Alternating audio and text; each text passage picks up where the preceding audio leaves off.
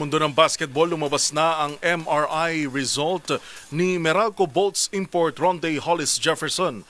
Kaugnay sa natamo nitong injury sa laban ng kupunan kontra Macau Black Bears para sa East Asia Super League.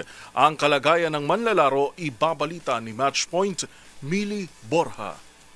Nagtamo ng right Achilles tendon rupture si Meralco Bolts import Ronde Hollis Jefferson sa kanilang laro laban sa Macau Black Bears sa EASL noong nakaraang Sabado sa Capital Arena. Ito ang anunsyo ng koponan matapos matanggap ang resulta ng kanyang MRI. Sa pamamagitan ng isang Facebook post, nagpaabot ng panalangin ng Bolts at sinabing ang kanilang focus ay ang agarang paggaling at pagbangon ni RHJ. Sa isang maikling mensahe sa DZRH TV, sinabi ni Meralco Bolts head coach Luigi Trillo na dalangin nito ay speedy recovery para sa manlalaro. At sinabing sa work ethics na mayroon si RHJ, tiyak na makakabalik agad ito sa court sa susunod na taon.